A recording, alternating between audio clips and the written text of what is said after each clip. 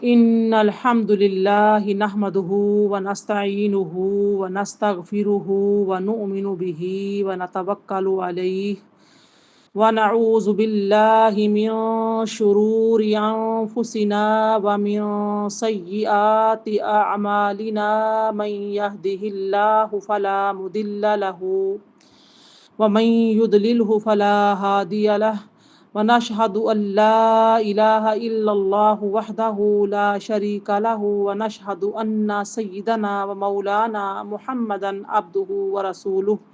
أما بعد فأعوذ بالله من الشيطان الرجيم بسم الله الرحمن الرحيم قال الله تعالى فيه القرآن المجيد والفرقان الحميد وَلَقَدْ صَدَّقَ عَلَيْهِمْ إِبْلِيسُ ظَنَّهُ فَاتَّبَعُوهُ إِلَّا فَرِيقًا مِنَ الْمُؤْمِنِينَ وَمَا كَانَ لَهُ عَلَيْهِمْ مِنْ سُلْطَانٍ إِلَّا لِنَعْلَمَ مَنْ يُؤْمِنُ بِالْآخِرَةِ مِمَّنْ هُوَ مِنْهَا فِي شَكٍّ وَرَبُّكَ عَلَى كُلِّ شَيْءٍ حَفِيظٌ صدق اللہ العظیم۔ ترجمہ سماعت فرمائیں۔ بے شک ابلیس نے ان کے بارے میں اپنا خیال سچ کر دکھایا تو ان لوگوں نے اس کی پیروی کی بجز ایک گروہ کے جو صحیح مومنین کا تھا، اور شیطان کا ان پر کچھ زور نہ تھا مگر یہ اس لیے ہوا کہ ہم ان لوگوں کو جو آخرت پر ایمان رکھتے ہیں ان لوگوں سے ممتاز کر دیں جو اس کے بارے میں شک میں ہیں، اور آپ کا رب ہر چیز پر نگہبان ہے۔ سبحان اللہ۔ رب اشرح لی صدری ویسر لی امری واحلل عقدۃ من لسانی یفقہوا قولی اللہم فقہنا فی الدین وبک نستعین آمین یا رب العالمین۔ نہایت ہی قابل احترام میری پیاری بہنوں، السلام علیکم ورحمۃ اللہ وبرکاتہ۔ الحمدللہ ہم جو ہیں 22ویں پارے کی تفسیر کر رہے ہیں، سورہ سبا ہے، اور سورہ سبا کی جو 19 آیتیں ہیں وہ ہماری مکمل ہو چکی ہیں۔ لاسٹ جو ہماری کلاس تھی اس میں ہم نے ناشکری کے حوالے سے ڈیٹیل طلب گفتگو کی تھی، اچھے طریقے سے سمجھا تھا کہ ناشکری کرنے والوں کے لیے اللہ تعالیٰ کا کتنا قہر و غضب ہے، عذاب ہے، اور اللہ پاک کتنا سخت ناپسند کرتے ہیں۔ تو آج ہم جو ہے سورہ سبا کی آیت نمبر 20 سے آغاز کر رہے ہیں۔ میں نے آپ کے سامنے آیت نمبر 20 اور 21 کو تلاوت کیا ہے اور ترجمہ پیش کیا ہے۔ یہاں پر ہمارے سورہ سبا کے 2 رکوع بھی مکمل ہو چکے ہوئے ہیں۔ دیکھ لیجئے کہ اللہ پاک نے ارشاد فرمایا وَلَقَدْ صَدَّقَ عَلَيْهِمْ إِبْلِيسُ ظَنَّهُ، اور بے شک ابلیس نے ان پر اپنا گمان سچ کر دکھایا۔ یعنی ابلیس جو گمان رکھتا تھا کہ وہ بنی آدم کو شہوت و حرص اور غضب کے ذریعے گمراہ کر دے گا، یہ گمان اس نے اہل سبا پر بلکہ تمام کافروں پر سچا کر دکھایا کہ وہ اس کی پیروکار ہو گئے اور اس کی اطاعت کرنے لگے۔ اس بارے میں حضرت حسن رضی اللہ تعالیٰ نے فرمایا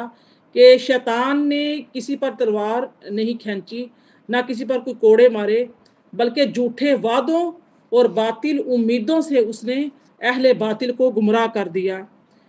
2 چیزوں سے گمراہ کرتا ہے، ایک شہوت سے اور ایک حرص۔ اب یہ ہے کہ شیطان کیا کرتا ہے، صرف وسوسہ پیدا کرتا ہے، انسان کے دل میں خیال پیدا کرتا ہے، انسان کو اٹھا کر چلا کر وہاں پر لے کر نہیں جاتا کہ انسان جو ہے جو شیطان کہتا ہے وہ کام کرنے پر لگ جاتا ہے، بلکہ 2 چیزوں کی جو حرص دلاتا ہے، ایک شہوت کے ذریعے اور ایک حرص کے ذریعے سے۔ تو اب انسان جو ہے وہ خود چل کے لگتا ہے، نہ کہ شیطان جو ہے وہ تلوار کھینچتا ہے، کوئی کوڑے مارتا ہے، بلکہ کیا کرتا ہے جھوٹے وعدوں اور باطل جو امیدیں ہوتی ہیں، جھوٹے امیدوں کی جو ہے نا وہ یقین دہانی کرواتا ہے۔ اب اس آیہ مبارکہ کے لیے ہر مسلمان کے لیے، میرے لیے، آپ کے لیے ہی نہیں بلکہ ہر مسلمان کے لیے انتہائی قابل غور اور عبرت انگیز یعنی کہ یہاں پر ہے توجہ کا مقام ہے کہ جب شیطان حضرت آدم علیہ السلام کو سجدہ کرنے سے انکار کر کے اللہ تعالیٰ کی بارگاہ سے مردود ہوا تو اس نے کہا ربی ما اغویتنی لاؤزینن لہم فی الارض ولاغوینہم اجمعین، کہنے لگا کہ اے رب میرے، مجھے اس بات کی قسم کہ تو نے مجھے گمراہ کیا تو میں ضرور زمین میں لوگوں کے لیے نافرمانی خوشنما بنا دوں گا اور میں ضرور ان سب کو گمراہ کر دوں گا۔ اب دیکھیے اللہ پاک نے کیا فرمایا کہ الا عبادک منہم المخلصین، فرمایا کہ سوائے ان کے جو ان میں سے تیرے چنے ہوئے بندے ہوں گے، جو تیرے ساتھی ہوں گے، تیرے چیلے ہوں گے، وہی گمراہ ہوں گے، وہی تیرے پیچھے چلیں گے، وہی یعنی کہ کامیاب ہو جائیں گے۔ لیکن جو میرے ہوں گے، مخلص ہوں گے، میرے عبادت گزار ہوں گے، میرے ماننے والے ہوں گے، ان کو تو گمراہ کبھی نہیں کر سکے گا۔ تو میری پیاری بہنوں، یہ آیت جو ہے بڑی الارمنگ ہے۔ اور اب عقل مندی کا تقاضا کیا ہے؟ عقل مندی کا تقاضا تو یہ ہے کہ ہر انسان اللہ تعالیٰ کی اطاعت اور فرمانبرداری میں مصروف رہے اور اپنے ازلی دشمن شیطان کے مکر و فریب سے ہوشیار رہے اور اس کے بچھائے ہوئے جال میں نہ پھنسے۔ لیکن افسوس کیا ہے؟ افسوس یہ ہے کہ شیطان کے بہکاوے میں آ کر انسان نے اللہ تعالیٰ کی نافرمانی کا راستہ اختیار کر لیا۔ میری پیاری بہنوں، یہاں پہ ہمیں یہ چیز کو یاد رکھنا چاہیے کہ شیطان جو ہے وہ انسان کو گناہ اور کفر و گمراہی پر مجبور نہیں کر سکتا، بلکہ صرف اس کے دل میں کیا کرتا ہے؟ وسوسہ ڈالتا ہے، اس کو بہکانے کی کوشش کرتا ہے۔ اسی وجہ سے اس آیت میں یہ وضاحت ہے کہ قیامت کے دن ابلیس یہ کہے گا وَمَا كَانَ لِيَ عَلَيْكُم مِّن سُلْطَانٍ إِلَّا أَن دَعَوْتُكُمْ فَاسْتَجَبْتُمْ لِي، کہ اور مجھے تم پر کوئی زبردستی نہیں تھی۔ روز قیامت شیطان کہے گا اپنے پیروکاروں کو، کہے گا مجھے تم پر کوئی زور زبردستی نہیں تھی مگر یہی کہ میں نے تم کو بلایا اور تم نے کیا کیا؟ تم نے میری بات مان لی۔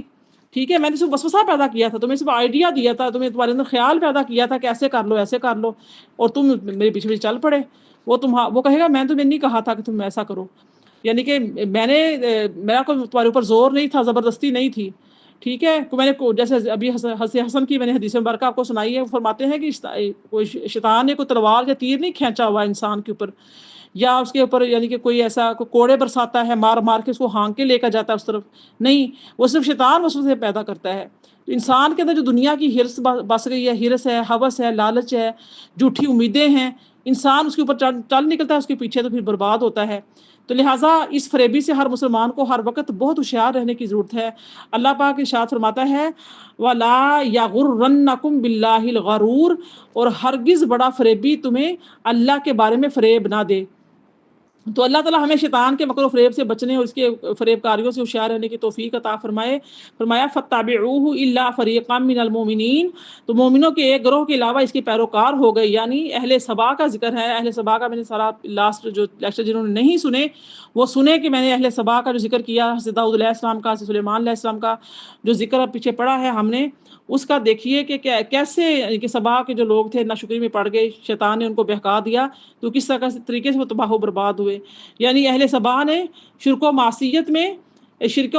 شیطان کی پیروی کی، تو مومنوں کے ایک گروہ نے دین کے اصول میں شیطان کی پیروی نہیں کی۔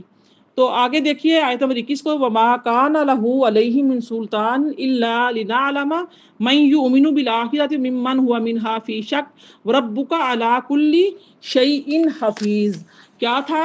کہ اور شیطان کا ان پر کچھ زور نہ تھا مگر یہ اس لیے ہوا کہ ہم ان لوگوں کو جو آخرت پر ایمان رکھتے ہیں ان لوگوں سے ممتاز کر دیں جو اس کے بارے میں شک میں ہیں، اور آپ کا رب ہر چیز پر نگہبان ہے۔ سبحان اللہ۔ اب دیکھیے شکر کرنے والے یہاں پہ جو ہے کل تم فرماؤ، اے نبی صلی اللہ علیہ وسلم آپ فرما دیں شکر کرنے والوں اور ناشکری کرنے والوں کے حالات اور ان کے انجام بیان کرے۔ فرمایا وَمَا كَانَ لَهُ عَلَيْهِم مِّن سُلْطَانٍ، اور شیطان کا ان پر کچھ قابو نہیں، یعنی جن کے حق میں شیطان کا گمان پورا ہوا ان پر شیطان کا کچھ بھی زبردستی نہیں تھی، مگر ہم نے اس لیے شیطان کو ان پر مسلط کیا تاکہ ہم آخرت پر ایمان لانے والوں کو ان لوگوں سے ممتاز کر دیں جو اس کے بارے میں شک کرنے والے ہیں۔ اور اے حبیب صلی اللہ علیہ وسلم آپ کا رب جو ہے وہ کیا ہے؟ ہر چیز پر نگہبان ہے۔ قُلِ ادْعُوا الَّذِينَ زَعَمْتُم مِّن دُونِ اللَّهِ لَا يَمْلِكُونَ مِثْقَالَ ذَرَّةٍ فِي السَّمَاوَاتِ وَلَا فِي الْأَرْضِ وَمَا لَهُمْ فِيهِمَا مِن شَرٍّ وَمَا لَهُ مِنْهُم مِّن ظَهِيرٍ۔ فرما دیجئے تم انہیں بلا لو جنہیں تم اللہ کے سوا معبود سمجھتے ہو، وہ آسمانوں میں ذرہ بھر کے مالک نہیں ہیں اور نہ زمین میں، اور نہ ان کے دونوں زمینوں آسمان میں کوئی شراکت ہے، اور نہ ان میں سے کوئی اللہ کا مددگار ہے۔ یہ آیت نمبر 22 تھی، سوری آیت نمبر 23 تھی۔ دیکھو ارشاد ہوتا ہے کہ آپ فرمائے، یعنی کہ قل آپ فرما دیں شکر کرنے والوں اور ناشکری کرنے والوں کے حالات اور ان کا انجام بیان کرنے کے بعد اب کیا ہو رہا ہے، اب اللہ پاک کی ذات کفار مکہ سے کلام کر رہی ہے، کفار مکہ سے کلام ہے۔ اب اس آیت مبارکہ کا خلاصہ یہ ہے کہ اے حبیب مکرم صلی اللہ علیہ وسلم، آپ مکہ مکرمہ کے کافروں سے فرما دیں کہ جن بتوں کو تم اللہ کے سوا اپنا معبود سمجھتے ہو انہیں پکارو تاکہ وہ تم پر نازل ہونے والی مصیبتیں دور کر دیں، لیکن ایسا نہیں ہو سکتا کیونکہ وہ آسمانوں میں اور زمین میں ذرہ برابر کسی نفع اور نقصان کے مالک نہیں ہیں، اور نہ ان بتوں کا آسمان اور زمین میں کچھ حصہ ہے، اور نہ ان بتوں میں سے کوئی اللہ تعالیٰ کا مددگار ہے۔ اب میری پیاری بہنوں، آپ نے دیکھا جب سورہ سبا کا میں نے انٹروڈکشن دیا تھا، اور جو سبا کے جو لوگ تھے ان کا جو میں نے قصہ سنایا ہے سبا کی قوم کا، تو اس میں آپ دیکھیے کہ وہ لوگ پہلے توحید پرست تھے، بعد میں پھر شرک و کفر میں مبتلا ہو گئے، اللہ تعالیٰ کی ناشکریوں میں مبتلا ہو گئے۔ تو اب جو ذکر ہے کفار کا اور مشرکوں کا آ رہا ہے، تو ان کے بارے میں اللہ نے فرمایا کہ وہ تو کسی قسم کا تصرف نہیں کر سکتے۔ تو یاد رہے کہ اس جو آیت مبارکہ میں کفر کی اجازت نہیں بلکہ کفار کے عقیدے کی برائی کا بیان ہے۔ اس آیت سے نفع اور نقصان کا مالک نہ ہونا بتوں کے لیے بیان کیا گیا ہے۔ اللہ تعالیٰ کے جو انبیاء ہیں، انبیاء کرام علیہم السلام اور اولیاء رحمۃ اللہ تعالیٰ علیہم کے ساتھ اس آیت کا کوئی تعلق نہیں ہے۔ اکثر لوگ کیا کرتے ہیں، بھولے بھالے لوگوں کو اس آیت ایسی آیتوں کا حوالہ دے دے کر اور کیا کرتے ہیں، اپنے بھی اعمال خراب کرتے ہیں، انبیاء کرام صالحین اولیاء کی شان میں گستاخیاں کر کر، اور سامنے بیٹھی جو مخلوق ہوتی ہے، اللہ پاک کے نیک بندے ہوتے ہیں، بیچارے آتے ہیں ان لوگوں کو سننے کے لیے، ان علماء کو اعتماد کرتے ہوئے، تو ایسی آیات جو بالکل کفار کے لیے نازل ہوئی ہیں، تو ان آیات کے ذریعے سے ایسے لوگوں کو بہکاتے ہیں، کیا کرتے ہیں، بہلا پھسلا کے ان کے عقیدوں کو کمزور کرتے ہیں کہ دیکھو جی اللہ پاک خود فرما رہا ہے، انبیاء تو کچھ کر نہیں سکتے، اولیاء تو کچھ کر نہیں سکتے، صالحین تو کچھ بھی نہیں کر سکتے، شہداء ایسی باتیں، یعنی کہ وہ تو کچھ بھی نہیں کر سکتے، کوئی تصرف نہیں کر سکتے۔ اللہ پاک دیکھیں خود فرما رہا ہے، اللہ پاک یعنی کہ بار بار ان آیتوں کی تلاوت کر کے فرماتے ہیں وہ تو کوئی تمہاری شفاعت نہیں کر سکیں گے، وہ تو بالکل بھی نہیں، آپ ان کو بلا لو، جیسے اللہ نے فرمایا تم انہیں بلاؤ جنہیں تم اللہ کے سوا معبود سمجھتے ہو، تو وہ آسمانوں میں ذرہ بھر کے مالک نہیں، نہ زمین میں اور نہ ان کے دونوں زمینوں آسمان میں کوئی شراکت ہے، اور نہ ان میں سے کوئی اللہ کا یعنی کہ اللہ کا مددگار ہے۔ اب اس طریقے سے جو ہے نا، یہ ایسی آیتیں سنا کر جو ابھی اس کے بعد بھی جو آیت مبارکہ آئے گی تو کیا کرتے ہیں، بہکاتے ہیں، جبکہ یہ بہت ہی سخت گناہ ہے کہ جو آیا جس ماحول میں نازل ہوئی ہے اسی سے متعلق جو ہے اس کا نزول ہے۔ یہ نہیں ہوتا کہ آپ جو ہیں اللہ کے جو نیکوکار ہیں ان کے اوپر اس آیت کو مسلط کر کے اپنے اندر کی بڑھاس نکالیں۔ اب اس آیت مبارکہ کا کوئی تعلق نہیں ہے کہ یہ اللہ تعالیٰ کی عطا سے مخلوق کو نفع پہنچانے اور ان سے نقصان دور کرنے کی طاقت رکھتے ہیں، اور اس کے شواہد جو ہیں وہ قرآن و حدیث میں بکثرت مقامات پر ذکر کیے جاتے ہیں، جیسا کہ سرکار دو عالم صلی اللہ علیہ وسلم کو کوثر کا مالک بنایا، اللہ پاک نے حوض کوثر کا مالک بنایا، حسیسہ کو مردے زندہ کرنے اور بیماروں کو شفا دینے کے اللہ پاک نے طاقت دی۔ فرمایا آیت نمبر 23 میں وَلَا تَنفَعُ الشَّفَاعَةُ عِندَهُ إِلَّا لِمَنْ أَذِنَ لَهُ حَتَّى إِذَا فُزِّعَ عَن قُلُوبِهِمْ قَالُوا مَاذَا قَالَ رَبُّكُمْ قَالُوا الْحَقَّ وَهُوَ الْعَلِيُّ الْكَبِيرُ۔ اور اس کی بارگاہ میں شفاعت نفع نہ دے گی سوائے جس کے حق میں اس نے اذن دیا ہوگا، یعنی کہ اجازت دی ہوگی، یہاں تک کہ جب ان کے دلوں سے گھبراہٹ دور کر دی جائے گی تو وہ سوالن کہیں گے کہ تمہارے رب نے کیا فرمایا، وہ جواباً کہیں گے حق فرمایا، یعنی اذن دے دیا، وہی نہایت بلند بہت بڑا ہے، بے شک سبحان اللہ۔ آیت نمبر 23 تھی۔ اب دیکھیے یہاں پر کیا ذکر ہو رہا ہے، وَلَا تَنفَعُ الشَّفَاعَةُ عِندَهُ إِلَّا لِمَنْ أَذِنَ لَهُ، اور اللہ کے پاس شفاعت کام نہیں دیتی مگر جس کے لیے وہ اجازت دے دے۔ تو کفار یہ کہتے تھے کہ بت اللہ تعالیٰ کی بارگاہ میں ہماری شفاعت کریں گے۔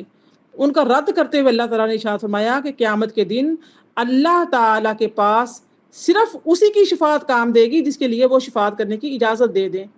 یہاں تک کہ جب شفاعت کی اجازت دے کر شفاعت کرنے والے مومنوں کے دلوں سے گھبراہٹ دور فرما دی جائے گی تو وہ خوشی میں ایک دوسرے سے پوچھیں گے کہ تم سے اللہ تعالیٰ نے کیا فرمایا، وہ جواب دیں گے شفاعت کرنے والوں کو ایمانداروں کی شفاعت کی اجازت دے دی ہے، اور یہ شفاعت اور اجازت برحق ہے اور اللہ تعالیٰ ہی بلندی والا ہے، بڑائی والا ہے۔ سبحان اللہ۔ قل من یرزقکم من السماوات والارض قل اللہ وانا او ایاکم لعلی ہدی او فی ضلال مبین۔ اے نبی صلی اللہ علیہ وسلم آپ فرما دیجئے تمہیں آسمانوں اور زمین سے روزی کون دیتا ہے؟ آپ خود ہی فرما دیجئے کہ اللہ دیتا ہے، اور بے شک ہم یا تم ضرور ہدایت پر ہیں یا کھلی گمراہی میں۔ یہ آیت نمبر 24 تھی۔ قل من یرزقکم من السماوات والارض، آپ فرما دیں کون ہے جو آسمانوں اور زمین سے روزی دیتا ہے۔ سبحان اللہ۔ یعنی اے حبیب مکرم صلی اللہ علیہ وسلم آپ بتوں کو اللہ تعالیٰ کا شریک ٹھہرانے والوں سے فرما دیں، جو بتوں کو اللہ تعالیٰ کا شریک ٹھہراتے ہیں ان سے فرمائیں کہ آسمان سے بارش برسا کر زمین سے سبزہ اگا کر تمہیں روزی کون دیتا ہے؟ اگر مشرکین اس سوال کا جواب نہ دیں تو اے حبیب صلی اللہ علیہ وسلم آپ خود ہی فرما دیں کہ تمہیں اللہ تعالیٰ روزی دیتا ہے، کیونکہ اس سوال کا اس کے علاوہ اور کوئی جواب ہی نہیں ہے۔ اور فرما دیں کہ بے شک ہم یا تم دونوں فریقوں میں سے ایک ضرور ہدایت پر ہے یا کھلی گمراہی میں ہے۔ ظاہر دو راستے ہیں، دو رستوں میں سے کوئی ایک راستہ صراط مستقیم کا راستہ ہے، اور یہ ظاہر اور یقینی اور قطعی بات ہے جو شخص صرف اللہ تعالیٰ کو روزی دینے والا، پانی برسانے والا، سبزہ اگانے والا جانتا ہے تو پھر وہی بتوں کو جانتے ہوئے بھی بتوں کی پوجا کرے جو کسی کے ایک ذرہ بر بھی چیز کا مالک نہیں ہے، جیسا کہ اس سے پہلی والی جو آیت تھی آیت نمبر 23 میں گزر چکا، تو وہ یقیناً کیا ہے، وہ کھلی گمراہی میں ہے۔ اور آیت نمبر 25 دیکھیے، قُل لَا تُسْأَلُونَ عَمَّا أَجْرَمْنَا وَلَا نُسْأَلُ عَمَّا تَعْمَلُونَ۔ اس کا ترجمہ دیکھ لیے آیت نمبر 25 کا۔ فرمایا اے نبی صلی اللہ علیہ وسلم آپ فرما دیں کہ تم سے اس جرم کی باز پرس نہ ہوگی جو تمہارے گمان میں ہم سے سرزد ہوا، اور نہ ہم سے اس کا پوچھا جائے گا جو تم کرتے ہو۔ سبحان اللہ۔ یعنی کہ حبیب صلی اللہ علیہ وسلم آپ ان مشرکین سے فرما دیں کہ ہم نے تمہارے گمان میں اگر کوئی جرم کیا تو اس کے بارے میں تم سے سوال نہیں کیا جائے گا، ورنہ ہم سے تمہارے اعمال کے بارے میں پوچھا جائے گا، بلکہ ہر شخص سے اس کے اپنے عمل کا سوال ہوگا اور ہر ایک عمل کی جزا پائے گا، لہٰذا تم اپنی فکر کرو اور اپنی اصلاح کی کوشش کرو۔ قُلْ يَجْمَعُ بَيْنَنَا رَبُّنَا ثُمَّ يَفْتَحُ بَيْنَنَا بِالْحَقِّ وَهُوَ الْفَتَّاحُ الْعَلِيمُ۔ اب دیکھیے ترجمہ سنیے۔ فرما دیجئے اے نبی صلی اللہ علیہ وسلم ہم سب کو ہمارا رب روز قیامت جمع فرمائے گا، پھر ہمارے درمیان حق کے ساتھ فیصلہ فرما دے گا، اور وہ خوب فیصلہ فرمانے والا، خوب جاننے والا ہے۔ آیت نمبر 26 تھی۔ اب دیکھیے کہ یہاں پر بھی نبی کریم صلی اللہ علیہ وسلم سے خطاب ہے کہ اے نبی صلی اللہ علیہ وسلم آپ ان مشرکین سے فرما دیں کہ قیامت کے دن حساب کی جگہ ہمارا رب ہم سب کو جمع کرے گا، پھر ہم میں سے سچا فیصلہ فرما دے گا، تو اہل حق کو جنت میں اور اہل باطل کو دوزخ میں داخل کرے گا، اور وہ جو ہے وہ بہترین فیصلہ کرنے والا، سب کچھ جاننے والا ہے۔ میری پیاری بہنوں، اس آیہ مبارکہ کے آخر میں اللہ رب العزت کے دو اسماء آئے ہیں، ایک تو آیا ہے الفتاح اور دوسرا آیا ہے العلیم۔ تو ان دو اسماء کا ذکر آیا ہے، ان کا خواص بیان کرتے ہوئے علامہ اسماعیل حقی رحمۃ اللہ تعالی علیہ فرماتے ہیں کہ الفتاح اسم مبارک کا خاصہ یہ ہے کہ اس کی برکت سے مشکلات آسان ہو جاتی ہیں، دل روشن ہو جاتا ہے اور کامیابی کے اسباب حاصل ہوتے ہیں۔ تو جس نے نماز فجر کے بعد اپنے سینے پر ہاتھ رکھ کر 71 مرتبہ اس اسم کو پڑھا تو اس کا دل پاک اور منور ہو جائے گا، اس کا کام آسان ہو جائے گا، اور اس کی برکت سے رزق میں وسعت ہوگی۔ العلیم جو ہے یہ بھی اللہ پاک کا اسم ہے، تو اس اسم مبارک کا خاصہ یہ ہے کہ اس کا ورد کرتے رہنے والے کو علم اور معرفت حاصل ہوتی ہے۔ یہ اللہ پاک کے دو بابرکت نام ہیں، تو ان ناموں کا جو فضیلت ہے میں نے وہ بیان کی ہے، تو آپ بھی اس کو یعنی کہ اس پر عمل کیجئے، اللہ پاک مجھے بھی عمل کی توفیق عطا فرمائے۔ آگے دیکھیے آیت نمبر 27، قُلْ أَرُونِيَ الَّذِينَ أَلْحَقْتُمْ بِهِ شُرَكَاءَ كَلَّا بَلْ هُوَ اللَّهُ الْعَزِيزُ الْحَكِيمُ۔ اے نبی صلی اللہ علیہ وسلم فرما دیجئے مجھے وہ شریک دکھاؤ جنہیں تم نے اللہ کے ساتھ ملا رکھا ہے، ہرگز کوئی شریک نہیں ہے بلکہ وہی اللہ بہت بڑی عزت والا، بڑی حکمت والا ہے بے شک. یعنی کہ یہاں پر بھی ان آیت نبی کریم صلی اللہ علیہ وسلم سے خطاب ہے کہ اے حبیب صلی اللہ علیہ وسلم آپ ان مشرکین سے فرمائیں کہ جن بتوں کو تم نے عبادت میں اللہ کا شریک کیا ہے مجھے دکھاؤ تو صحیح کہ وہ کس قابل ہیں، کیا وہ کچھ پیدا کرتے ہیں، کیا وہ روزی دیتے ہیں، اور جب ان میں سے کچھ نہیں کر سکتے تو ان کو خدا کا شریک بنانا، ان کی عبادت کرنا کیسے عظیم، یہ کتنی بڑی کتنی عظیم جو ہے خطا ہے. تو لہٰذا اس سے باز آ جاؤ. وہ بت ہرگز اللہ تعالیٰ کا شریک نہیں بلکہ وہ اللہ ہی عزت والا، حکمت والا، جبکہ تمہارے ذلیل اور خسیس شریکوں کو یہ بلند مرتبہ کہاں سے حاصل ہو گیا. اللہ ہی ہے جو حکمت والا ہے، عزت والا ہے، حکیم ہے، بصیر ہے، سب کچھ تو وہی ہے. وَمَا أَرْسَلْنَاكَ إِلَّا كَافَّةً لِلنَّاسِ بَشِيرًا وَنَذِيرًا وَلَكِنَّ أَكْثَرَ النَّاسِ لَا يَعْلَمُونَ. فرمایا اور اے حبیب مکرم صلی اللہ علیہ وآلہ وسلم ہم نے آپ کو نہیں بھیجا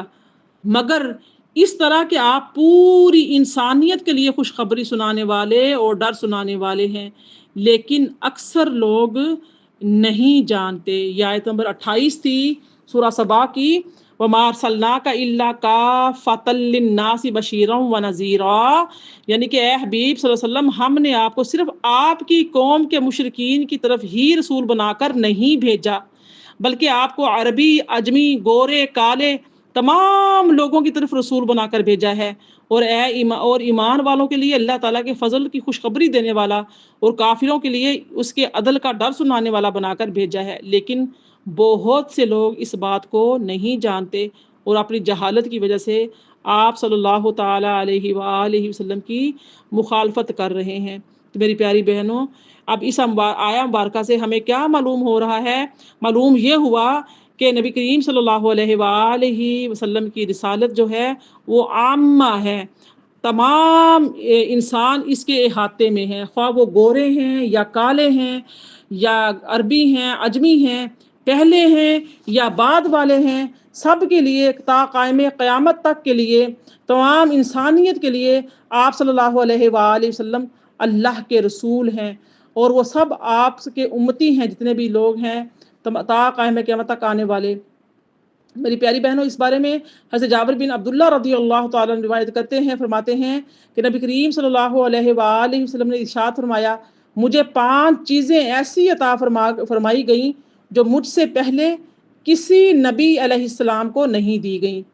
پہلی کیا ہے؟ پہلی یہ ہے کہ 1 ماہ کی مسافت کے رعب سے میری مدد کی گئی، تمام زمین میرے لیے مسجد اور پاک کی گئی کہ جہاں میرے امتی کو نماز کا وقت ہو نماز پڑھ لیں. سبحان اللہ. میرے لیے غنیمتیں حلال کی گئیں جو کہ مجھ سے پہلے کسی کے لیے حلال نہیں تھی. مال غنیمت جو ہوتا ہے وہ پہلی امتوں پر حلال نہیں تھا، یہ نبی کی وسلم کی امت ہے، اس کے لیے جو غنیمت کا مال تھا وہ حلال کر دیا گیا. مجھے مرتبہ شفاعت عطا کیا گیا، یہ مرتبہ شفاعت نبی صلی اللہ علیہ وسلم کو ہی عطا ہوا، اور آپ کے صدقے سے، آپ کے تصدق سے پھر آپ کے بعد سب جتنے بھی اولیاء ہیں، انبیاء ہیں، شہداء ہیں، صالحین ہیں، حفاظ کرام ہیں، کچے بچے ہیں، سب کو پھر شفاعت جو ہے نا وہ عطا کی جائے گی. لیکن سب سے جو شفاعت کبریٰ ہے وہ اللہ پاک نے نبی صلی اللہ علیہ وسلم کو عطا کی ہے. انبیاء کرام علیہ السلام خاص اپنی قوم کی طرف مبعوث ہوتے تھے، اور میں تمام انسانوں کی طرف مبعوث فرمایا گیا ہوں. تو میری پیاری بہنوں، اس حدیث مبارکہ میں سرکار دو عالم صلی اللہ علیہ وآلہ وسلم کے مخصوص فضائل کا بیان ہے، جن میں سے ایک آپ صلی اللہ علیہ وسلم کی رسالت عامہ ہے جو کہ تمام جنوں انس کو شامل ہے. یعنی کہ نبی کریم صلی اللہ علیہ وسلم جو ہیں تمام مخلوق کے رسول ہیں، اور یہ مرتبہ خاص آپ کا ہے جو کہ قرآن کریم کی آیت اور کثیر احادیث میں ہمیں ملتا ہے. آپ صلی اللہ علیہ وسلم تمام جنوں انس کے علاوہ جتنے بھی جن، چرند، پرند جو بھی ہیں سب کے آپ صلی اللہ علیہ وسلم جو ہیں کیا ہیں؟ نبی ہیں. آپ صلی اللہ علیہ وسلم سب مخلوق کو محبوب تھے. پتھر آپ کو سجدہ کرتے تھے، درخت آپ کو سجدہ کرتے تھے، اور آپ جہاں سے بھی گزرتے تو وہاں سے گزرنے والی جو چیزیں تھیں، جانور ہوتے یا کوئی چوپائے ہوتے یا درخت ہوتے، پتھر ہوتے، ہر کوئی آپ کو سجدہ کرتا اور سلام کرتا. حضرت جابر بن سمرہ رضی اللہ تعالیٰ عنہ بیان کرتے ہیں کہ رسول اللہ صلی اللہ علیہ وسلم نے فرمایا کہ میں مکہ کے ایک پتھر کو پہچانتا ہوں جو میرے مبعوث ہونے سے پہلے مجھ پر سلام عرض کیا کرتا تھا، میں اس کو اب بھی پہچانتا ہوں۔ یہ صحیح مسلم میں جو حدیث مبارکہ آئی ہے۔ اور پہاڑ اور درخت جو ہیں ان کے بارے میں بھی ہمیں حدیث مبارکہ ملتی ہے کہ حضرت علی بن ابی طالب رضی اللہ تعالیٰ عنہ بیان کرتے ہیں کہ میں نبی صلی اللہ علیہ وسلم کے ساتھ مکہ کے کسی راستے میں جا رہا تھا کہ آپ کے سامنے جو بھی پہاڑ یا درخت آتا وہ کہتا السلام علیکہ یا رسول اللہ۔ یہ سنن ترمذی، سنن دارمی، دلائل النبوہ میں شرح سنہ میں یہ حدیث مبارکہ رقم کی گئی ہے۔ اس کے بعد جیسے ابو سعید خدری رضی اللہ تعالیٰ عنہ بیان کرتے ہیں کہ ایک بھیڑیے نے بکری پر حملہ کر کے اس کو پکڑ لیا، اس کے چرواہے نے اس بکری کو بھیڑیے سے چھڑا لیا، اور وہ بھیڑیا اپنی دم پر بیٹھ کر کہنے لگا اے چرواہے کیا تم اللہ سے نہیں ڈرتے جو اللہ کے دیے ہوئے رزق کو مجھ سے چھین رہے ہو؟ تو اس چرواہے نے کہا کس قدر تعجب کی بات ہے کہ ایک بھیڑیا اپنی دم پر بیٹھا ہوا ہے، مجھ سے کلام کر رہا ہے۔ تو بھیڑیے نے کہا کہ کیا تم کو اس سے زیادہ حیرت انگیز بات نہ بتاؤں کہ نبی صلی اللہ علیہ وآلہ وسلم میں جو یثرب میں لوگوں کو گزشتہ زمانے کی خبریں بیان کر رہے ہیں۔ تو نبی صلی اللہ علیہ وسلم نے فرمایا کہ ہر چیز کو علم ہے کہ میں اللہ کا رسول ہوں، ما سوا کافر یا فاسق جن و انس کے، جو فاسق ہیں کافر ہیں جن و انس ان کو علم نہیں، باقی کائنات کی ہر چیز کو یعنی کہ اللہ پاک نے علم دیا ہے کہ وہ نبی کریم صلی اللہ علیہ وآلہ وسلم کو کیا کرتے ہیں، پہچانتے ہیں۔ اب آگے دیکھیے فرمایا وَيَقُولُونَ مَتَىٰ هَٰذَا الْوَعْدُ إِن كُنتُمْ صَادِقِينَ، اور وہ کہتے ہیں کہ یہ وعدہ آخرت کب پورا ہوگا اگر تم سچے ہو۔ آیت نمبر 29 ہے، دیکھ لیجئے۔ کفار یہ کہتے ہیں کہ وعدہ جو آخرت ہے وہ کب پورا ہوگا۔ 30 کو بھی سن لیجئے، اسی کے ساتھ ملتی جلتی یہاں پہ تین رکوع بھی ہمارے مکمل ہو جائیں گے۔ قُل لَكُم مِّيعَادُ يَوْمٍ لَا تَسْتَأْخِرُونَ عَنْهُ سَاعَةً وَلَا تَسْتَقْدِمُونَ، فرما دیجئے تمہارے لیے وعدہ کا دن مقرر ہے، نہ تم اس سے ایک گھڑی پیچھے رہو گے اور نہ آگے بڑھ سکو گے۔ استغفر اللہ۔ آپ دیکھیے کہ یہ جو آیت نمبر 29 اور 30 ہے، وَيَقُولُونَ، اور وہ سب جو کفار ہیں وہ کیا کہتے ہیں، تو اس آیت مبارکہ میں آیت نمبر 29 میں اور 30 میں اس کا خلاصہ جو ہے وہ یہی ہے کہ جیسا کہ ترجمہ بعض وہ بڑا کلیئر ہوتا ہے اور ہم پیچھے سے بڑی تفصیل کے ساتھ ہم پڑھتے آ رہے ہیں کہ کس طرح سے مشرکین اور جو کافر تھے وہ کیسے سوال کیا کرتے تھے، کیسے طعن کیا کرتے تھے۔ تو مشرکین جو ہے وہ اپنی جہالت کی وجہ سے کہتے تھے قیامت کا وعدہ کب آئے گا، اگر تم سچے ہو تو بتاؤ۔ اللہ تعالیٰ نے ارشاد فرمایا کہ اے حبیب صلی اللہ علیہ وسلم آپ ان سے فرما دیں کہ تمہارے لیے ایک ایسے دن کا وعدہ ہے جس سے تم نہ ایک گھڑی پیچھے ہٹ سکو گے اور نہ آگے بڑھ سکو گے، یعنی اگر تم مہلت چاہو تو تاخیر ممکن نہیں ہوگی، اور اگر تم جلدی چاہو گے تو پہلے ناممکن نہیں ہوگا۔ تو بہرصورت اس وعدے کا اپنے وقت پر پورا ہونا لازم ہے۔ جب موت آ جانی ہے تو بالکل بھی ایک سیکنڈ، ایک لمحہ بھی آگے پیچھے نہیں ہو سکتا، بالکل بھی نہیں۔ فرمایا وَقَالَ الَّذِينَ كَفَرُوا لَن نُّؤْمِنَ بِهَٰذَا الْقُرْآنِ وَلَا بِالَّذِي بَيْنَ يَدَيْهِ وَلَوْ تَرَىٰ إِذِ الظَّالِمُونَ مَوْقُوفُونَ عِندَ رَبِّهِمْ يَرْجِعُ بَعْضُهُمْ إِلَىٰ بَعْضٍ الْقَوْلَ يَقُولُ الَّذِينَ اسْتُضْعِفُوا لِلَّذِينَ اسْتَكْبَرُوا لَوْلَا أَنتُمْ لَكُنَّا مُؤْمِنِينَ۔ سبحان اللہ۔ آیت 31 دیکھیے، اور کافر لوگ کہتے ہیں کہ ہم اس قرآن پر ہرگز ایمان نہیں لائیں گے اور نہ اس وحی پر جو اس سے پہلے اتر چکی، اور اگر آپ دیکھیں جب ظالم لوگ اپنے رب کے حضور کھڑے کیے جائیں گے تو کیا منظر ہوگا، ان میں سے ہر ایک اپنی بات پھیر کر دوسرے پر ڈال رہا ہوگا۔ کمزور لوگ متکبروں سے کہیں گے کہ اگر تم نہ ہوتے تو ہم ضرور ایمان لے آتے۔ وقال الذین کفروا، اور کافروں نے کہا، اس سے پہلے جو تھی وہ توحید، رسالت اور حشر کا بیان کیا گیا، اور کفار ان تینوں چیزوں کا انکار کرتے ہیں، ان تینوں چیزوں کا، توحید کا بھی، رسالت کا بھی اور آخرت کے دن کا، یوم قیامت کا بھی۔ اب اس آیت مبارکہ میں کفار کے عمومی کفر کا بیان کیا جا رہا ہے، جس کا خلاصہ یہ ہے کہ کفار مکہ نے اہل کتاب سے نبی کریم صلی اللہ علیہ وسلم کے بارے میں سوال کیا، تو انہوں نے جواب دیا کہ ہم ان کے اوصاف اپنی کتابوں میں لکھے ہوئے پاتے ہیں۔ اس پر وہ غضبناک ہو کر کہنے لگے ہم ہرگز اس قرآن پر اور اس سے پہلی کتابوں یعنی تورات اور انجیل وغیرہ پر ایمان نہیں لائیں گے۔ وَلَوْ تَرَىٰ، اور اگر تم دیکھتے، یعنی کہ اس آیت کے جو حصہ ہے یہ والا، اس میں فرمایا ہے کہ یہ بعد والی جو 2 آیتیں تھیں، اللہ تعالیٰ نے حشر کے دن کفار کا آپس میں مکالمہ بیان فرمایا تھا۔ اب اس آیت کا خلاصہ یہ ہے کہ اگر تم وہ منظر دیکھ لو تو بڑا عبرتناک منظر دیکھو گے۔ حشر کے دن جب کافر اپنے رب کی بارگاہ میں کھڑے کیے جائیں گے تو وہ آپس میں ایک دوسرے سے الجھنا شروع کر دیں گے۔ ان میں سے جو لوگ کمزور اور اپنے سرداروں کے تابع تھے وہ سرداروں سے کہیں گے کہ اگر تم نہ ہوتے تو ہمیں اللہ تعالیٰ اور اس کے رسول پر ایمان لانے سے نہ روکتے تو ہم ضرور ایمان لے آتے۔ قال الذین استکبروا للذین استضعفوا انحن صددناکم عن الہدی بعد اذ جاءکم بل کنتم مجرمون۔ متکبر لوگ کمزوروں سے کہیں گے کیا ہم نے تمہیں ہدایت سے روکا اس کے بعد کہ وہ تمہارے پاس آ چکی تھی، بلکہ تم خود ہی مجرم تھے۔ اب دیکھیے کہ قال الذین استکبروا للذین استضعفوا، یعنی کہ جو بڑے بننے والے دبے ہوئے لوگوں سے کہیں گے، جو بڑے ہوں گے، متکبر ہوں گے، جو سردار ہوں گے، یہاں سے یعنی کہ مراد جو ہے وہ سردار ہیں، جو قوم کے بڑے سردار ہوتے ہیں نا، وہ کہیں گے، یعنی سردار اپنے تابع لوگوں کو جواب دیتے ہوئے کہیں گے کہ جب تمہارے پاس ہدایت آئی تھی تو کیا اس وقت ہم نے تمہیں ہدایت سے روکا تھا؟ اگر وہ الٹا ان کو کہہ دیں گے ایسا ہرگز نہیں ہوا، بلکہ تم نے خود اپنی اختیار سے گمراہی کو ہدایت پر ترجیح دے کر کفر کیا تھا، نہ کہ ہمارے کہنے کی وجہ سے تم نے ایسا کیا۔ میری پیاری بہنوں، یہ قیامت کا دن ہی ایسا دن ہے، ہر بندہ جان چھڑا رہا ہوگا، ہر کوئی ایک دوسرے سے بھاگ رہا ہوگا، ہر کوئی کہہ رہا ہوگا کہ تم میرے کچھ نہیں لگتے، میں تمہارا کچھ نہیں کر سکتا۔ اس وقت تو نے جو بھی برائی کی، جو بھی کام کیا،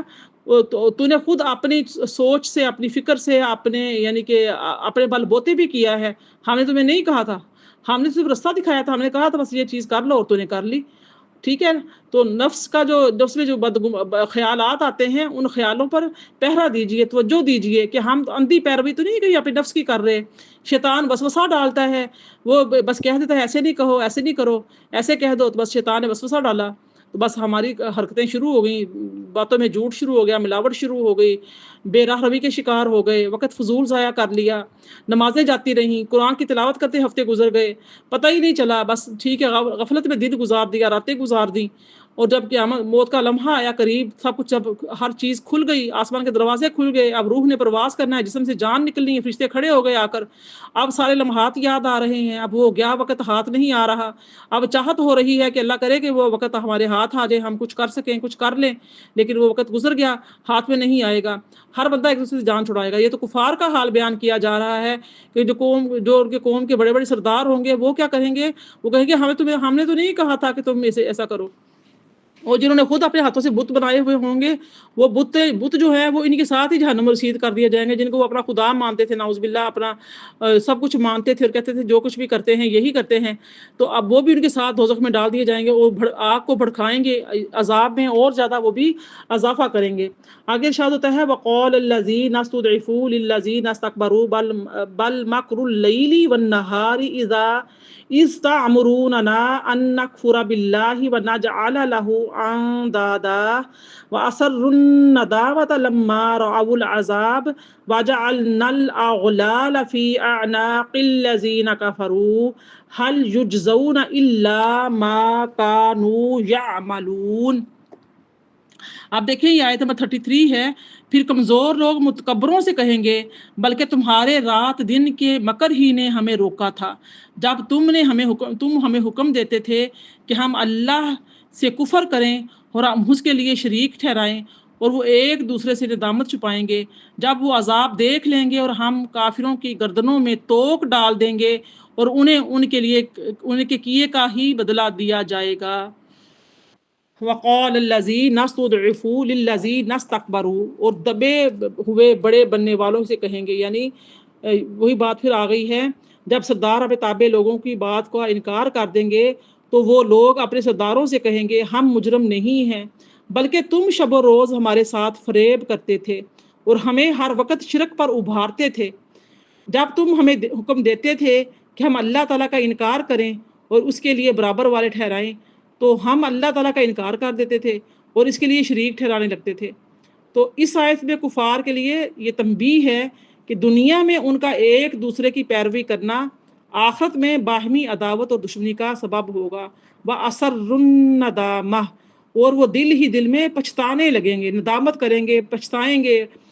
تو ارشاد ہوا ہے کہ دونوں فریق یعنی ماتحت بھی اور سردار بھی، سرداروں کی پیروی کرنے والے جو کمزور لوگ ہیں وہ بھی پچھتائیں گے، اور سرداروں کے پیچھے بھی چلنے والے بھی سردار خود بھی پچھتائیں گے، اور ان کے جو پیچھے پیچھے چلنے والے ہوں گے وہ بھی انہیں یعنی کہ پچھتائیں گے، اور انہیں بہکانے والے بھی ایمان نہ لانے پر جب جہنم کا عذاب دیکھیں گے تو دل ہی دل میں پچھتانے لگیں گے۔ اس کے بعد ان کے عذاب کی کیفیت بیان کرتے ہوئے فرمایا کہ ہم تمام کفار کو خواہ بہکانے والے ہوں یا ان کے کہنے میں آنے والے ہوں، یا یہ سزا دیں گے کہ جہنم میں ان کے ہاتھ نار جہنم کی زنجیروں سے گردنوں تک باندھ دیں گے، یہ انہیں ان کی دنیا میں اور کفر اور معصیت ہی کا بدلہ دیا جائے گا۔ یہ ان کا کفر کا اور معصیت کا بدلہ ہوگا، ان کے گناہوں کا بدلہ ہوگا جو کفر و شرک اللہ تعالیٰ کے ساتھ دنیا میں کرتے تھے۔ ہر اللہ پاک کی پوری کائنات سے نفع اٹھایا، ہر چیز جانتے بوجھتے ہوئے جان بوجھ کر اپنی ہر دھرمی میں اٹے رہے، اور اللہ پاک کے رسول کو، ان کی کتابوں کو ٹھکراتے رہے اور بحث و مباحثہ میں پڑے رہے۔ اور آج ہمیں بھی ان آیات سے سبق سیکھنا چاہیے، اگرچہ یہ آیات کفار سے متعلق ہیں، لیکن ہمیں بھی اپنی دوستیاں ایسی جگہوں پہ کرنا چاہیے، اپنی محفلیں، اپنی مجالس، اپنے بیٹھنا اٹھنا، اپنی دوستیاں،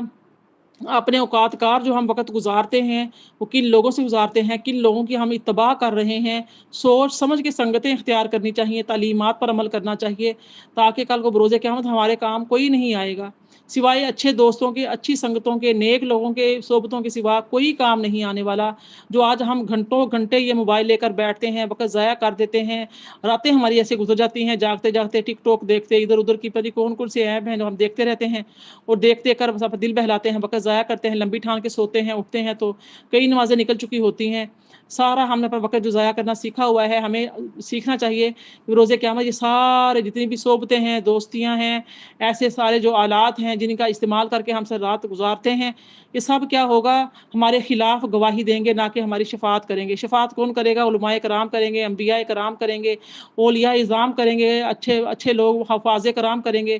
آپ کی تلاوت قرآن پاک، یہ قرآن آپ کا ساتھی بن کے آپ کی یہ شفاعت بن کے آ جائے گا، یہ قرآن آپ کے حق میں گواہی دے گا، یہ شکایت کرے گا، جس کو آج ہم بھلائے ہوئے ہیں، آج ہم اس کے قریب نہیں آتے، اس کو سمجھنے کی کوشش نہیں کرتے، تدبر کرنے کی کوشش نہیں کرتے۔ تو میری پیاری بہنوں، ان چیزوں کے اوپر ہمیں دیکھنا چاہیے۔ ارشاد ہوتا ہے آیت نمبر 34 میں، وَمَا أَرْسَلْنَا فِي قَرْيَةٍ مِّن نَذِيرٍ إِلَّا قَالَ مُتْرَفُوهَا إِنَّا بِمَا أُرْسِلْتُمْ بِهِ کافرون، اور ہم نے کسی بستی میں کوئی ڈر سنانے والا نہیں بھیجا مگر یہ کہ وہاں کے خوشحال لوگوں نے ہمیشہ یہی کہا کہ تم جو ہدایت دے کر بھیجے گئے ہو ہم اس کے منکر ہیں۔ استغفر اللہ۔ جتنی بھی آئے ہیں سب نے یہی ایک ہی بات کہی ہے، وَمَا أَرْسَلْنَا فِي قَرْيَةٍ مِّن نَذِيرٍ۔ اب دیکھیں اس آیہ میں سرکار دو عالم صلی اللہ علیہ وآلہ وسلم کی تسکین خاطر فرمائی جا رہی ہے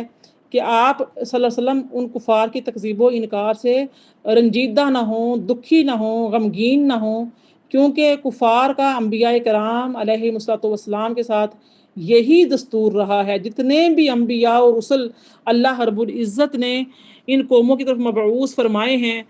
تمام لوگوں کا یہی رویہ ہوتا تھا، اے نبی، تو لہٰذا یہ ایسا ہی کرتے آئے ہیں، ان کے آباء و اجداد نے بھی یہی کیا ہے، تو لہٰذا آپ غم کرنا چھوڑ دیں، آپ پریشان نہ ہوں۔ اور مالدار لوگ اسی طرح اپنے مال و اولاد کے غرور میں انبیاء کرام کی تکذیب کرتے رہے ہیں۔ میری پیاری بہنوں، یہ آیہ مبارکہ جو ہے، اس کا جو شان نزول ہے یہ ہے کہ دو شخص تجارت میں شریک تھے، تو ان میں سے ایک ملک شام کو گیا اور ایک مکہ مکرمہ میں رہا۔ جب نبی کریم صلی اللہ علیہ وآلہ وسلم نے اعلان نبوت فرمایا اور اس نے ملک شام میں حضور پر نور صلی اللہ علیہ وآلہ وسلم کی خبر سنی تو اپنے شریک کو خط لکھا اور اس نے نبی کریم صلی اللہ علیہ وسلم کا تفصیلی حال دریافت کیا۔ تو اس شریک نے جواب میں لکھا کہ محمد مصطفیٰ صلی اللہ علیہ وسلم نے اپنی نبوت کا اعلان تو کیا ہے، لیکن چھوٹے درجے کے حقیر و غریب لوگوں کے علاوہ اور کسی نے ان کی پیروی نہیں کی۔ تو جب یہ خط اس کے پاس پہنچا تو وہ اپنے تجارتی کام چھوڑ کر مکہ مکرمہ میں آیا اور آتے ہی اپنے شریک سے کہا کہ مجھے نبی صلی اللہ علیہ وآلہ وسلم کا پتہ بتاؤ۔ پتہ معلوم کر کے وہ شخص نبی کریم صلی اللہ علیہ وسلم کی خدمت میں حاضر ہوا اور عرض کی کہ آپ صلی اللہ علیہ وسلم دنیا کو کیا دعوت دیتے ہیں اور ہم سے کیا چاہتے ہیں؟ تو रसूल करीम सल्लल्लाहु अलैहि वसल्लम ने इरशाद फरमाया, बुत परस्ती छोड़कर एक अल्लाह ताला की इबादत करना, और आपने उसे इस्लाम के अहकाम बताए। तो ये बातें उसके दिल में असर कर गईं, और वो शख्स पिछली किताबों का आलिम भी था। कहने लगा, मैं गवाही देता हूँ कि आप बेशक अल्लाह ताला के रसूल हैं। तो नबी करीम सल्लल्लाहु अलैहि वसल्लम ने उसे फरमाया, तुमने ये कैसे जाना? तो उसने कहा, जब कभी कोई नबी भेजा गया,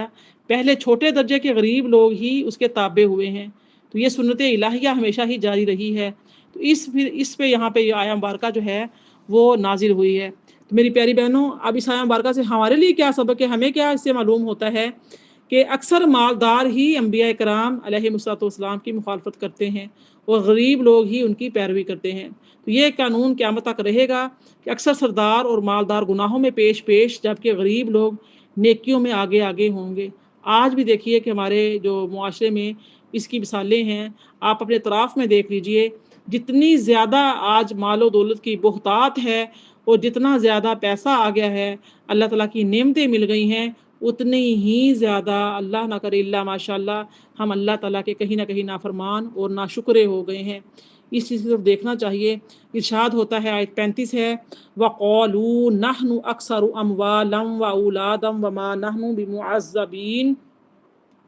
फरमाया, और उन्होंने कहा कि हम मालो औलाद में बहुत ज़्यादा हैं, और हम पर अजाब नहीं किया जाएगा। वक़ालू, और उन्होंने कहा, यहाँ यानी कि मालदार कुफ़ार जो हैं, कुफ़ार के एक बातिल गुमान को अल्लाह ताला ने बयान किया है कि वो कुफ़ार जो हैं वो कहते हैं कि हमारे अमाल और हमारे अफ़आल अल्लाह ताला को पसंद हैं, क्योंकि अगर वो हमारे अमाल से राज़ी ना होता तो दुनिया में हमें इतना माल और औलाद अता ना करता, और जब ऐसा है तो आखिरत में हमें अजाब भी नहीं होगा, क्योंकि दुनिया में हमें इज़्ज़त और इकराम से नवाजा गया, तो अगर बिलफ़र्ज़ क़यामत वाक़ई भी हुई तो हमें वहाँ भी रुसवा ना किया जाएगा। तो अल्लाह ताला ने उनके इस ख़याल बातिल का इब्ताल फरमा दिया कि आखिरत के सवाब को दुनिया की माशियत पर क़ियास करना गलत है। तो मेरी प्यारी बहनों, इस आया मुबारका में हमारे ऊपर भी है कि हमें भी अच्छे यानी कि मनसब से पर नहीं इतराना चाहिए, माल और औलाद पर नहीं इतराना चाहिए, नहीं तकब्बुर करना चाहिए, नहीं गरूर करना चाहिए। ये जो पसमानदा लोग हैं, पसमानदा हाल हैं, उनको देखकर हमें ये नहीं कहना चाहिए कि शायद हमें अल्लाह पर इतना ज़्यादा पैसा दिया है, माल दौलत दी है, हुस्न दिया है, जवानी दी है, साइशात दी हैं, नेमतें दी हैं, तो हम अल्लाह ताला के बहुत ही पनी करीब हैं, बहुत पसंदीदा हैं। ऐसा नहीं है। जिनके पास माल नहीं है वो भी अल्लाह ताला की आजमाइश में है, और जिनके पास मालो दौलत औलाद हसब नसब सब कुछ है वो भी आजमाइश में है। कभी भी माल वाले, औलाद वाले, हसब नसब वाले, हुस्न जमाल वाले ये ना समझें कि अल्लाह ताला उनसे राज़ी है तो अल्लाह पाक ने इतना नवाजा है। नहीं, अल्लाह पाक तो सिर्फ तकवा देखता है। किसी काले को गोरे पर, किसी अरबी को अजमी पर कोई फ़ोक़ियत हासिल नहीं है। अगर किसी को कोई फ़ोक़ियत हासिल है, कोई बड़ाई हासिल है तो तकवा है। ये हमारे नबी की सल्लल्लाहु अलैहि वसल्लम का आखिरी खुतबा था। तो आप सल्लल्लाहु अलैहि वसल्लम ने फरमाया कि किसी को किसी पर नहीं, अल्लाह सिर्फ तकवा देखता है, आपके दिलों को देखता है, आमाल को देखेगा अल्लाह पाक। अल्लाह पाक ये मालो दौलत को नहीं देखेगा। कुल इन्न रब्बी यबसुतुर रिज़्क़ लिमन यशा व यक़दिरु वलाकिन्न अक्सरन्नासि ला यअलमून। फरमा दीजिए, मेरा रब जिसके लिए चाहता है रिज़्क़ कुशादा फरमा देता है, जिसके लिए चाहता है तंग कर देता है, लेकिन अक्सर लोग नहीं जानते। मेरी प्यारी बहनों, यहाँ पर हमारे जो हैं वो 4 रुकू मुकम्मल हो रहे हैं। तो इसी आयत को मैं मुकम्मल करके आज की क्लास के लिए इंशाअल्लाह ताला दुआ करते हैं, अल्लाह पाक कबूल फरमाए। आप देखिए, फिर यहाँ पर भी नबी की वसल्लम से खिताब है, क्या नबी वसल्लम आप फरमा दें कि अल्लाह ताला ने मालदारों के इस बातिल ख्याल को रद्द करते हुए फरमाया कि ए हबीब वसल्लम आपसे फरमाया अल्लाह पाक ने कि ए हबीब आप फरमा दें, बेशक मेरा रब आजमाइश और इम्तिहान के तौर पर जिसके लिए चाहता है रिज़्क वसी करता है और तंग फरमा देता है। लिहाजा दुनिया में मालो दौलत और ऐशो इशरत की बहुतात अल्लाह ताला की रज़ा की दलील नहीं, और ऐसे ही मालो दौलत की तंगी अल्लाह ताला की नाराज़गी की दलील नहीं है। ये उसकी हिकमत है, कभी वो गुनाहगार पर मालो दौलत की वसाअत करता है और कभी फरमाबरदार पर तंगी कर देता है। इसलिए आखिरत के सवाब को दुनिया की मासियत पर क़यास करना गलत और बेजा है। बिल्कुल भी یہ قیاس نہیں کرنا چاہیے کہ جس کے پاس مال و دولت نہیں ہے وہ دیکھنے میں بہت کمزور اور غریب نظر آ رہا ہے، تو اللہ تعالیٰ یہ نہیں کہ اللہ پاک اس سے کوئی ناراض ہے یا اس پر کوئی اللہ کا عذاب ہے، جیسا کہ لوگ اکثر سوچ لیتے ہیں ایسی باتیں، یا خدا نخواستہ وہ اللہ تعالیٰ نے اس کو نہیں دیا تو وہ اللہ تعالیٰ خدا نخواستہ وہ کوئی گناہ گار ہے، ایسا نہیں ہے، بلکہ اللہ پاک کی آزمائش میں ہے۔ اللہ پاک دے کر بھی آزماتا ہے اور لے کر بھی آزماتا ہے۔ اللہ پاک سے دعا ہے کہ اللہ پاک ہمیں آج کی جو آیات بینات ہم نے مکمل کی ہیں، اللہ پاک ہمیں ان پر عمل کرنے کی توفیق عطا فرمائے۔ اللہ پاک اپنے قہر و غضب سے، ہمیں غرور تکبر سے، اپنی نافرمانیوں سے ہمیں محفوظ و معمون فرمائے، آمین یا رب العالمین۔ وما علیہ الا البلاغ المبین۔